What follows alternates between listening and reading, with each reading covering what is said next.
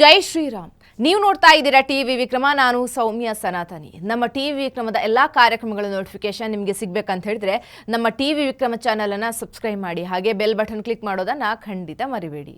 ವೀಕ್ಷಕರೇ, ಭಾರೀ ಗೊಂದಲದಲ್ಲಿ ಆಯೋಜಿತವಾಗಿದ್ದಂತಹ ಕಾಂಗ್ರೆಸ್ನ ಜನ ಕಲ್ಯಾಣೋತ್ಸವ ಮುಕ್ತಾಯ ಆಗಿದೆ. ಸಿದ್ದರಾಮಯ್ಯನ ಶಕ್ತಿ ಪ್ರದರ್ಶನಕ್ಕೆ ಅಂತಾನೆ ಪ್ಲಾನ್ ಆಗಿದ್ದಂತಹ ಕಾರ್ಯಕ್ರಮದಲ್ಲಿ ಡಿಕೆ ಶಿವಕುಮಾರ್ ಅವರು ಕಿಂಗ್ ಮೇಕರ್ ರೀತಿಯಲ್ಲಿ ಬೀಗಿದ್ದಾರೆ. ಈ ಕಾರ್ಯಕ್ರಮ ಆಯೋಜನೆ ಮಾಡಿದ್ದು ನಾನು, ಇದು ಯಶಸ್ವಿ ಆಗಿರೋದು ನನ್ನಿಂದ, ನಿಮ್ಮ ಬೆಂಬಲಕ್ಕೆ ಇಷ್ಟು ಜನರನ್ನ ಸೇರಿಸಿರೋದು ಕೂಡ ನಾನೇ ಅನ್ನೋದನ್ನ ಸಿದ್ದರಾಮಯ್ಯನವರಿಗೆ ತಮ್ಮ ಡೈಲಾಗ್ ಮೂಲಕ ತಲುಪಿಸಿದ್ದಾರೆ. ನೀವು ಇಷ್ಟು ದಿನ ಸಿಎಂ ಆಗಿರೋದಕ್ಕೆ ಕಾರಣ ಕೂಡ ನಾನು, ನಿಮ್ಮ ಸಾಮರ್ಥ್ಯದಿಂದ ನೀವು ಸಿಎಂ ಸ್ಥಾನದಲ್ಲಿ ಉಳ್ಕೊಂಡಿಲ್ಲ, ನಾನು ಸಪೋರ್ಟ್ ಮಾಡಿರೋದ್ರಿಂದ, ನಾನು ತಾಳ್ಮೆಯಿಂದ ಇರೋದ್ರಿಂದ ನೀವಿನ್ನೂ ಸಿಎಂ ಹುದ್ದೆಯಲ್ಲಿ ಮುಂದುವರಿತಾ ಇದ್ದೀರಾ ಅನ್ನೋ ಮಾತನ್ನ ಬಹಳ ಜಾಣ್ಮೆಯಿಂದ ತಲುಪಿಸಿದ್ದಾರೆ ಡಿಕೆಶಿ. ಹೊರಗಡೆ ಒಗ್ಗಟ್ಟಿನ ಮಂತ್ರವನ್ನ ಜಪಿಸ್ತಾ ಇದ್ರು ಕೂಡ ಒಳಗೆ ಕೋಲ್ಡ್ ವಾರ್ ಜೋರಾಗೇ ನಡೀತಿದೆ ಅನ್ನೋದಕ್ಕೆ ನಿನ್ನೆ ಮತ್ತು ಮೊನ್ನೆ ಸಾಕಷ್ಟು ಸಾಕ್ಷಿಗಳು ಸಿಕ್ಕಿವೆ. ಗೃಹ ಮಂತ್ರಿ ಪರಮೇಶ್ವರ್ ಅವರು ಪಕ್ಷದಲ್ಲಿ ಅಷ್ಟೊಂದು ಶಕ್ತಿಶಾಲಿ ಅಲ್ಲದೆ ಹೋದ್ರೂ ಕೂಡ ಈಗ ಸಿಡಿದೇಳೋ ಸೂಚನೆ ನೀಡ್ತಾ ಇದ್ದಾರೆ. ಡಿಕೆಶಿ ಮತ್ತು ಸಿದ್ದರಾಮಯ್ಯ ನಡುವೆ ಸಿಎಂ ಕುರ್ಚಿ ಬಗ್ಗೆ ಒಡಂಬಡಿಕೆ ಆಗಿರೋ ಬಗ್ಗೆ ಪರಂಗೆ ವಿಪರೀತ ಅಸಮಾಧಾನ ಆಗಿದೆ. ಅವರಿಬ್ಬರೇ ಒಪ್ಪಂದ ಮಾಡ್ಕೊಂಡ್ರೆ ನಾವೆಲ್ಲ ಯಾಕಿರ್ಬೇಕು, ಅವರಿಬ್ಬರೇ ರಾಜಕಾರಣ ನಡೆಸಲಿ, ಹೀಗೆ ಯಾವತ್ತೂ ತಾಳ್ಮೆ ಮೀರಿ ಮಾತಾಡದ ಪರಮೇಶ್ವರ್ ಫಸ್ಟ್ ಟೈಮ್ ರೆಬಲ್ ತರ ಮಾತಾಡಿದ್ದಾರೆ.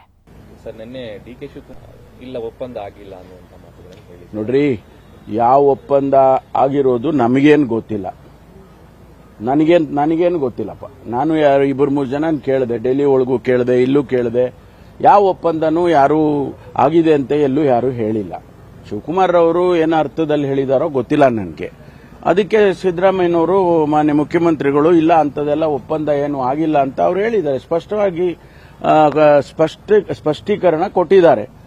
ಈಗ ಒಪ್ಪಂದ ಆಗಿದೆ ಅಂತಂದ್ರೆ ಮತ್ತೆ ನಾವೆಲ್ಲ ಯಾಕಿರ್ಬೇಕು, ನಾವೆಲ್ಲ ಅವರಿಬ್ಬರೇ ರಾಜಕಾರಣ ಮಾಡಿ ಅವರಿಬ್ಬರೇ ನಡೆಸ್ಬಿಡ್ಲಿ, ಬೇರೆಯವ್ರು ಯಾರು ಇರೋದೇ ಬೇಡವಾ? ಅದೆಲ್ಲ ಆ ರೀತಿ ಏನೂ ಆಗ್ಲಿಕ್ಕೆ ಸಾಧ್ಯ ಇಲ್ಲ. ಅದರಿಂದ ಹೈಕಮಾಂಡ್ ಅಂತಿಮವಾಗಿ ಏನು ತೀರ್ಮಾನಗಳನ್ನು ಮಾಡ್ತಾರೆ, ನಾವ್ಯಾರು ಕೂಡ ಹೈಕಮಾಂಡ್ ಅನ್ನ ಬಿಟ್ಟು ಹೋಗೋರಲ್ಲ. ಇತ್ತ ಡಿಕೆಶಿ ಇದಕ್ಕೆ ರಿಯಾಕ್ಟ್ ಮಾಡ್ತಾ ನಾವೇನೋ ಮಾತಾಡ್ತೀವಿ ಅದನ್ನೆಲ್ಲ ಬಹಿರಂಗವಾಗಿ ಹೇಳೋಕ್ಕಾಗತ್ತಾ ಅಂತ ಪರಮೇಶ್ವರ್ ಅವರನ್ನ ಸ್ಪಷ್ಟವಾಗಿ ಸೈಡ್ ಲೈನ್ ಮಾಡಿದ್ದಾರೆ. ಪರಮೇಶ್ವರ್ ಹತ್ರನೂ ಮಾತಾಡಿಲ್ಲ, ಇನ್ನೊಬ್ಬರ ಹತ್ರನೂ ಮಾತಾಡಿಲ್ಲ. ನಾನು ಒಂದು ಇಂಗ್ಲಿಷ್ ಚಾನಲ್ಗೆ ನಂದೇ ಆದಂಥ ಕೆಲವು ವಿಚಾರಗಳನ್ನು ನಾವೇನೋ ಕೂತ್ಕೊಂಡು ಮಾತಾಡ್ಕೊಂಡಿದ್ದೀವಿ ಅಂತ ಹೇಳಿದ್ದೇವೆ. ಏನು ಮಾತಾಡಿದ್ದೇವೆ ಅಂತ ಬಹಿರಂಗ ಹೇಳೋಕ್ಕಾಗ್ತದಾ? ಸೊ ನೆನ್ನೆ ನಮ್ಮ ಚೀಫ್ ಮಿನಿಸ್ಟರ್ ಹೇಳಿದ್ದಾರೆ, ನೋ ಡಿಸ್ಕಷನ್ ಅಂತ ಹೇಳಿದ್ದಾರೆ. ಆಯಿತು, ನೋ ಡಿಸ್ಕಷನ್ ಅಂತ ಒಪ್ಕೊಂಡಿದ್ದೇವೆ. ತಮ್ಮದೇ ಪಕ್ಷದ ಒಬ್ಬ ದಲಿತ ಮತ್ತು ಹಿರಿಯ ರಾಜಕಾರಣಿಗೆ ಇದು ಇವರು ಕೊಡುವಂಥ ಮರ್ಯಾದೆ. ಸಿಎಂ ಡಿಸಿಎಂ ಮಧ್ಯೆ ಆಗಿರುವಂಥ ಒಪ್ಪಂದ ಅಥವಾ ಮಾತುಕತೆ ಬಗ್ಗೆ ಬಹಿರಂಗವಾಗಿ ಹೇಳೋದೇ ಬೇಡ. ಅಟ್ಲೀಸ್ಟ್ ಪಕ್ಷದವರಿಗಾದ್ರೂ ಗೊತ್ತಿರಬೇಕಲ್ವಾ? ಅದರಲ್ಲೂ ಸಿಎಂ ಹುದ್ದೆಯ ಆಕಾಂಕ್ಷಿ ಆಗಿರುವಂತಹ ಪರಮೇಶ್ವರ್ ಅವರಿಗೆ ಇದು ಗೊತ್ತಾಗಲೇಬೇಕಾಗಿರುವಂತಹ ವಿಷಯ ಅಲ್ವಾ? ವೀಕ್ಷಕರೇ, ಫಸ್ಟ್ ಆಫ್ ಆಲ್ ಹಾಸನದಲ್ಲಿ ಜನ ಕಲ್ಯಾಣೋತ್ಸವ ಹೆಸರಲ್ಲಿ ಸಮಾವೇಶ ನಡೆಸೋದಕ್ಕೆ ಕಾರಣನೇ ಇರಲಿಲ್ಲ. ತಕ್ಷಣದಲ್ಲಿ ಎಲೆಕ್ಷನ್ ಇಲ್ಲ, ಉಪಚುನಾವಣೆಯಲ್ಲಿ ಗೆಲ್ಲಿಸಿದ್ದಕ್ಕೆ ಕೃತಜ್ಞತೆ ಹೇಳೋ ಕಾರ್ಯಕ್ರಮ ಅನ್ನೋಣ ಅಂದರೆ ಅದಕ್ಕೂ ಹಾಸನಕ್ಕೂ ಏನು ಸಂಬಂಧ? ಚುನಾವಣೆ ಆಗಿದ್ದು ಶಿಗ್ಗಾವಿ, ಸಂಡೂರು, ಚನ್ನಪಟ್ಟಣದಲ್ಲಿ. ಇನ್ನು ಓವರಾಲ್ 1.5 ವರ್ಷದ ಸಾಧನೆ ಬಗ್ಗೆ ಖುಷಿಯಲ್ಲಿ ಸಮಾವೇಶ ನಡೆಸ್ತಾ ಇದ್ದಾರೆ ಅಂತ ಕೇಳಿದ್ರೆ, ರಾಜ್ಯದಲ್ಲಿ 1.5 ವರ್ಷದಲ್ಲಿ ಕಾಂಗ್ರೆಸ್ ಮಾಡಿರೋ ಅಭಿವೃದ್ಧಿ ಏನು? ಭೂತ ಕನ್ನಡಿ ಹಿಡ್ಕೊಂಡು ಹುಡುಕಿದ್ರು ಸಿಗಲ್ಲ. ಎಲ್ಲಾ ಕಾಮಗಾರಿಗಳು ನಿಂತು ಹೋಗಿವೆ. ಶಾಸಕರಿಗೆ ಅನುದಾನ ಸಿಗದೇನೆ ಯಾವ ಕೆಲಸ ಕೂಡ ನಡೀತಾ ಇಲ್ಲ. ಗ್ಯಾರಂಟಿ ಯೋಜನೆಗೆ ಹಣ ಹೊಂದಿಸೋದೇ ಒಂದು ಸಾಧನೆನಾ? ಅದು ಬೆಲೆ ಏರಿಕೆ ಮೂಲಕ ಜನರನ್ನ ಸುಲಿದು ಅದರಲ್ಲೇ ಒಂದಿಷ್ಟು ಜನಕ್ಕೆ ಗ್ಯಾರಂಟಿ ಕೊಡ್ತಾ ಇರೋದು ಒಂದು ಸಾಧನೆನಾ? ಸಾಲು ಸಾಲು ಹಗರಣ ನಡೆಸಿರೋದು ಒಂದು ಸಾಧನೆನಾ? ಅಥವಾ ಇಷ್ಟೆಲ್ಲ ಹಗರಣ ಮಾಡಿ ಯಾವ ಅಭಿವೃದ್ಧಿ ಕೆಲಸನೂ ಮಾಡದೆ 1.5 ವರ್ಷ ಸರ್ವೈವ್ ಆಗಿರೋದೇ ಸಾಧನೆ ಅಂತಾನಾ? ವೀಕ್ಷಕರೇ, ಹಾಸನದಲ್ಲಿ ಸಮಾವೇಶ ಕೇವಲ ಜೆಡಿಎಸ್ ಮತ್ತು ದೇವೇಗೌಡ ಕುಟುಂಬವನ್ನ ಬೈಯೋದಕ್ಕೆ ಮೀಸಲಾಗಿದ್ದಂಥ ಕಾರ್ಯಕ್ರಮ. ಅದ್ರ ಜೊತೆ ಸಿದ್ದರಾಮಯ್ಯ ತಮ್ಮನ್ನ ಮೆರೆಸಿಕೊಳ್ಳೋದಕ್ಕೆ ಅಂತ ಪ್ಲಾನ್ ಮಾಡಿದ್ದಂಥ ಕಾರ್ಯಕ್ರಮ. ನನ್ನ ಗೆಲ್ಸ್ಲಿಕ್ಕೋಸ್ಕರ 1 ವಾರ ಚನ್ನಪಟ್ಟಣದಲ್ಲಿ ಉಳಿದು ಬಿಟ್ರು. ಯಾವತ್ತಾರು ಹಾಸನಕ್ಕೆ ಬಂದಿದ್ದಾರ? ದೇವೇಗೌಡ, ಕುಮಾರಸ್ವಾಮಿ, ನಿಖಿಲ್ ಕುಮಾರಸ್ವಾಮಿ ಎಲ್ಲ ಕಣ್ಣೀರು ಹಾಕಿದ್ದು. ಇಲ್ಲಿ ಪಾಪ ಹಾಸನ ಜನ ಕಣ್ಣೀರಲ್ಲಿ ಕೈ ತೊಳಿತಾ ಇದ್ದಾರೆ. ಎಲ್ಲ ಮಹಿಳೆಯರು ಇವತ್ತು ಆತಂಕದಲ್ಲಿದ್ದಾರೆ. ಇಲ್ಲಿ ಬಂದು ಒಂದಿನ ಕಣ್ಣೀರು ಹಾಕ್ಬೇಕಾಗಿತ್ತಲ್ಲ ಮಿಸ್ಟರ್ ದೇವೇಗೌಡರೇ. ದೇವೇಗೌಡರು ನನ್ನ ಬೆಳೆಸಲಿಲ್ಲ. ದೇವೇಗೌಡರನ್ನ ಮುಖ್ಯಮಂತ್ರಿ ಮಾಡಿದವರು ನಾವು. ಚುನಾವಣಾ ಸಂದರ್ಭದಲ್ಲಿ ಕುಮಾರಸ್ವಾಮಿ ದೇವೇಗೌಡರು ಬಂದು ಏನ್ ಹೇಳಿದ್ರು, ಈ ಸರ್ಕಾರನ 6 ತಿಂಗಳಲ್ಲಿ ಕಿತ್ತಾಕ್ಬಿಡ್ತೀನಿ ಅಂತ ಹೇಳಿದ್ರು. ದೇವೇಗೌಡರು ಹೇಳಿದ್ರು, ನಾವು ಬಿಜೆಪಿ ಇವರಿಬ್ರು ಸೇರಿ ಈ ಸರ್ಕಾರ ಕಿತ್ತೆಸಿತೀನಿ ಅಂತ ಅಂದ್ರು. ದೇವೇಗೌಡ್ರೆ, ಹಾಸನದಲ್ಲಿ ಬೆಳೆಯಂತ ಆಲೂಗೆಡ್ಡೆ ಗಿಡ ಅಲ್ಲ, ಕಡ್ಲೆಕಾಯಿ ಗಿಡ ಅಲ್ಲ ಕಿತ್ತಾಕಕ್ಕೆ. 138 ಶಾಸಕರಂತ ಜನ ಬೆಂಬಲದ ಇದೊಂದು ಸರ್ಕಾರ. ನಮ್ಮಲ್ಲಿದೆ ಒಗ್ಗಟ್ಟು, ನಿಮ್ಮಲ್ಲಿದೆ ಬಿಕ್ಕಟ್ಟು. ಇವತ್ತು ನಾನು ಈ ವೇದಿಕೆ ಮೂಲಕ ಭಾರತೀಯ ಜನತಾ ಪಾರ್ಟಿ ಅವರಿಗೆ ಹೇಳೋದಕ್ಕೆ ಬಯಸ್ತೇನೆ, ಜನತಾ ದಳದವರಿಗೆ ಹೇಳೋದಕ್ಕೆ ಬಯಸ್ತೇನೆ, ಕಾಂಗ್ರೆಸ್ ಪಕ್ಷವನ್ನ ನೀವು ಅಳ್ಳಾಡಿಸೋದಕ್ಕೆ ಸಾಧ್ಯ ಇಲ್ಲ. ಕರ್ನಾಟಕದಲ್ಲಿ ಯಾವುದೇ ಕಾರಣಕ್ಕೂ ನಮ್ಮಲ್ಲಿ ಯಾವ ಭೇದ ಭಾವ ಇಲ್ಲ. ನೀವು ಹುಟ್ಟಾಕ್ತಾ ಇದ್ದೀರಿ ಭೇದ ಭಾವ. ನಿಮ್ಮ ಮನೆ 3 ಅಲ್ಲ 4 ಅಲ್ಲ 5 ಬಾಗಿಲಾಗಿ ಹೋಗ್ಬಿಟ್ಟಿದೆ. ನಮ್ಗೆ ಹೇಳ್ತಾ ಇದ್ದೀರಾ ನಿಮ್ ತಟ್ಟೆನಲ್ಲಿ ನಮ್ಮ ತಟ್ಟೆನಲ್ಲಿ ನೊಣ ಬಿದ್ದಿದೆ ಅಂದ್ರೆ. ಮೇಲ್ನೋಟಕ್ಕೆ ಇವೆರಡು ಉದ್ದೇಶ ಸಫಲ ಆಯಿತು. ಆದರೆ ಅಸಲಿಗೆ ಗೆದ್ದಿದ್ದು ಡಿಕೆಶಿ. ಯಾಕಂದ್ರೆ ಇದನ್ನ ಇನ್ನೊಂದು ಸಿದ್ದರಾಮೋತ್ಸವ ಆಗೋದಕ್ಕೆ ಬಿಡದೆ ಪಕ್ಷದ ಸಮಾವೇಶವನ್ನಾಗಿ ಪರಿವರ್ತಿಸೋದ್ರಲ್ಲಿ ಡಿಕೆಶಿ ಯಶಸ್ವಿಯಾದರು. ಅಷ್ಟೇ ಅಲ್ಲ, ಸಿದ್ದರಾಮಯ್ಯ ಜೊತೆ ಬಂಡೆ ತರಹ ಇದ್ದೀನಿ ಅಂತ ಮತ್ತೆ ಮತ್ತೆ ಹೇಳೋ ಮೂಲಕ ನೀವಿರೋದೇ ನನ್ನಿಂದ ಅಂತ ಇಂಡೈರೆಕ್ಟ್ ಆಗಿ ಎಚ್ಚರಿಕೆ ಕೂಡ ಕೊಟ್ಬಿಟ್ರು. ಕೆಡಿಸ್ಕೋಬೇಡಿ, ಮೈಸೂರಲ್ಲಿ ಈ ಬಂಡೆ ಡಿ.ಕೆ. ಶಿವಕುಮಾರ್ ಸಿದ್ದರಾಮಯ್ಯ ಜೊತೆ ಇರ್ತದೆ ಅಂತ ಹೇಳಿದ್ದೇನೆ.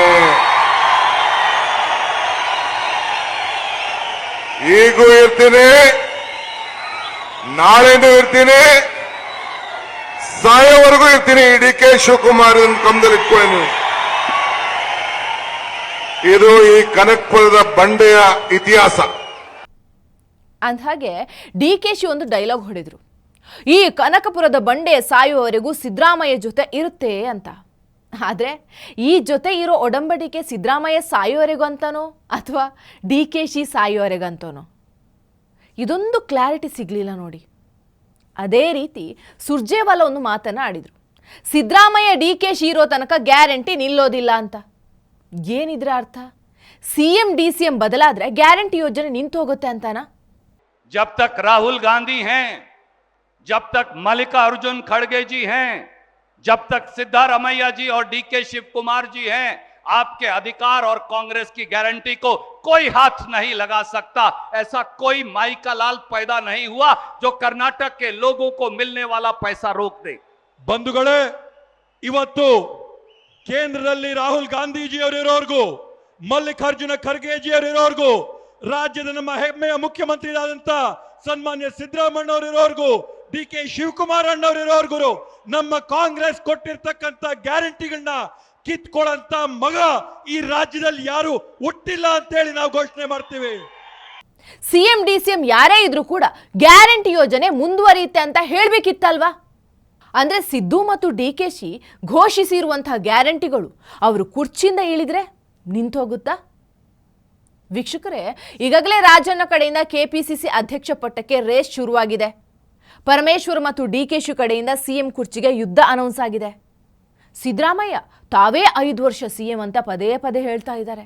ಇಡಿ ಸಿಬಿಐ ಆತಂಕ ಇದ್ರೂ ಕೂಡ ಸಿಎಂ ಸ್ಥಾನ ಮಾತ್ರ ಬಿಟ್ಟು ಕೊಡೋದಕ್ಕೆ ರೆಡಿ ಇಲ್ಲದ ಸಿದ್ದು ಮೇಲೆ ಸ್ವಪಕ್ಷದ ಅಸಮಾಧಾನ ದಿನೇ ದಿನೇ ಹೆಚ್ಚಾಗ್ತಾ ಇದೆ. ಇಂಥ ಟೈಮಲ್ಲಿ ಪ್ರದೀಪ್ ಈಶ್ವರ್ ತರಹದ ಕಾಮಿಡಿ ಪೀಸ್ಗಳಿಗೆ ಯಾರ ಪರ ಮಾತಾಡಬೇಕು ಅಂತ ಗೊತ್ತಾಗ್ತಾ ಇಲ್ಲ. ನಿನ್ನೆ ಸಮಾವೇಶದಲ್ಲಿ ಪ್ರದೀಪ್ ಈಶ್ವರ್ ಅವರ ಸ್ಟ್ಯಾಂಡ್ ಅಪ್ ಕಾಮಿಡಿ ಕೂಡ ಇತ್ತು. ಬೇರೆ ವೇದಿಕೆಗಳಲ್ಲಿ ತಮ್ಮ ಕಿತ್ತೋಗಿರೋ ಹಳೇ ಕ್ಯಾಸೆಟನ್ನೇ ಹಾಕಿ ಮೋಟಿವೇಶನಲ್ ಡೈಲಾಗ್ ಹೊಡಿತಾ ಇದ್ದಂಥ ಪ್ರದೀಪ್ ಈಶ್ವರ್ ನಿನ್ನೆ ಸಿದ್ದರಾಮಯ್ಯನವರಿಗೆ 1000 ಲೀಟ್ರಿನ ಸಿಂಟ್ಯಾಕ್ಸ್ ಟ್ಯಾಂಕ್ ಅನ್ನೇ ಹಿಡಿದು ಬಿಟ್ರು. ಸಿದ್ದರಾಮಯ್ಯನಂಥ ಪ್ರಾಮಾಣಿಕ ಈ ಜಗತ್ತಲ್ಲೇ ಇಲ್ವಂತೆ. ಪ್ರಾಮಾಣಿಕತೆಗೆ ಇನ್ನೊಂದು ಹೆಸರೇ ಸಿದ್ದರಾಮಯ್ಯ ಅಂತೆ. ನಾನು ಹೇಳಕ್ಕೆ ಬಯಸ್ತೇನೆ, ಅಹಿಂದ ಹುಡುಗನಾಗಿ ಹೇಳಕ್ ಬಯಸ್ತೇನೆ, ಸಿದ್ದರಾಮಯ್ಯನವರು ಪ್ರಾಮಾಣಿಕರು. ಡಿಕ್ಷನರಿಯಲ್ಲಿ ಪ್ರಾಮಾಣಿಕತೆ ಪಕ್ಕದಲ್ಲಿ ಸಿದ್ದರಾಮಯ್ಯನೇ ಬರಿಬೇಕು. ಅಂತ ಪ್ರಾಮಾಣಿಕ ವ್ಯಕ್ತಿಯನ್ನ ನಾವು ಕಾಪಾಡಿಕೊಳ್ಳೋಣ. ಜೈ ಸಿದ್ದರಾಮಯ್ಯ. ಡಿಕ್ಷನರಿಯಲ್ಲಿ ಪ್ರಾಮಾಣಿಕತೆ ಅನ್ನೋ ಪದವನ್ನ ಸಿದ್ದರಾಮಯ್ಯ ಪದದಿಂದ ರೀಪ್ಲೇಸ್ ಮಾಡಬೇಕಂತೆ. ಪ್ರದೀಪ್ ಈಶ್ವರ್ನ ಹುಚ್ಚು ಭಾಷಣಕ್ಕೆ ಲಂಗು ಲಗಮೇ ಇರಲಿಲ್ಲ. ಸಿದ್ದರಾಮಯ್ಯ ಅವರನ್ನ ಪಕ್ಷದಲ್ಲಿರೋ ಏಕೈಕ ಪ್ರಾಮಾಣಿಕ ಅಂತ ಹೇಳಿರೋ ಅರ್ಥ ಏನು? ಡಿಕೆ ಖರ್ಗೆ ಎಲ್ಲರೂ ಅಪ್ರಾಮಾಣಿಕರು ಅಂತನಾ? ಭ್ರಷ್ಟರು ಅಂತನಾ? ಹಗರಣಗಳಲ್ಲಿ ಮುಳುಗೇಳ್ತಾ ಇರುವಂಥ ಸಿದ್ದರಾಮಯ್ಯನವರನ್ನ ಪ್ರದೀಪ್ ಈಶ್ವರ್ ಅವರು ಪರಮ ಪ್ರಾಮಾಣಿಕ ಅಂತ ಹೊಗಳ್ತಾರೆ ಅಂದ್ರೆ ಇದಕ್ಕಿಂತ ಬಕೆಟಿಂಗ್ ಇರೋದಕ್ಕೆ ಸಾಧ್ಯನಾ? ಸಿದ್ದರಾಮಯ್ಯ ಅವರನ್ನ ಬಿಜೆಪಿ ಅವರು ಹೊಗಳ್ಬೇಕಂತೆ. ಗ್ಯಾರಂಟಿ ಕೊಟ್ಟು ಬಡವರನ್ನ ಸಾಕ್ತಾ ಇರೋ ಸಿದ್ದರಾಮಯ್ಯನವರನ್ನ ಬಿಜೆಪಿ ಹೊಗಳ್ಬೇಕಂತೆ. ಗ್ಯಾರಂಟಿಗಳು ಕೊಟ್ಟು ಬಡವರು ಹೊಟ್ಟೆ ತುಂಬಿಸ್ತಿದ್ರೆ ನಮ್ಮ ಸಿಎಂ DCM ನ ಹೊಗಳೋ ಕನಿಷ್ಠ ಸೌಜನ್ಯ ತೋರಿಸ್ಲಿಲ್ಲಲ್ವಾ ಸರ್ ನೀವು? ಅಣ್ಣ, ಒಂದೊತ್ತೂಟ ಇಟ್ರೇನೆ 100 ಕಾಲ ಚೆನ್ನಾಗಿರುವಂತ ಆಶೀರ್ವಾದ ಮಾಡೋ ಕನ್ನಡಿಗರು ನಾವು. ಅನ್ನಭಾಗ್ಯ ಕೊಟ್ಟ ವ್ಯಕ್ತಿ ಚೆನ್ನಾಗಿರ್ಬೇಕು ಅಂತ ಆಶೀರ್ವಾದ ಮಾಡಬೇಕು ತಾನೆ. ಯಾರಿಗಾದ್ರೂ ಕಷ್ಟದಲ್ಲಿ 2,000 3,000 ಸಾಲ ಕೊಟ್ರೇನೆ ಊರೆಲ್ಲ ಹೇಳ್ಕೊಂಡು ಬಿಲ್ಡಪ್ ಕೊಡೋ ಜನರೇಷನ್ ನಲ್ಲಿ ತಿಂಗಳಿಗೆ 2,000 ಕೊಡ್ತಿದೀವಲ್ಲಣ್ಣ.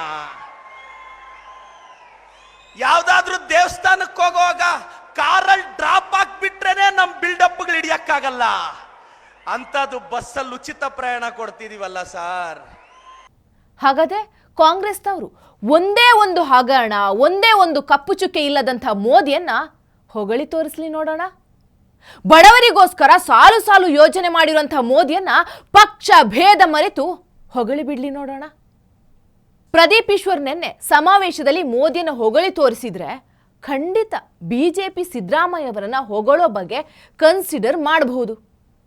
ಮೋದಿ ಹೇಗೆ ಸ್ವಂತ ದುಡ್ಡಲ್ಲಿ ದೇಶ ನಡೆಸ್ತಾ ಇಲ್ವೋ ಅದೇ ರೀತಿ ಸಿದ್ದರಾಮಯ್ಯ ಕೂಡ ತಮ್ಮ ಕೈಯಿಂದ ಬಡವರಿಗೆ ಅಕ್ಕಿ ಕೊಡ್ತಾ ಇಲ್ಲ, ತಮ್ಮ ಜೇಬಿಂದ ಗೃಹಲಕ್ಷ್ಮಿ ಹಣ ಕೊಡ್ತಾ ಇಲ್ಲ, ತಮ್ಮ ಕಾಸಲ್ಲಿ ಪೆಟ್ರೋಲ್ ಹಾಕಿಸಿ ಹೆಂಗಸರಿಗೆ ಫ್ರೀ ಬಸ್ ಓಡಿಸ್ತಾ ಇಲ್ಲ.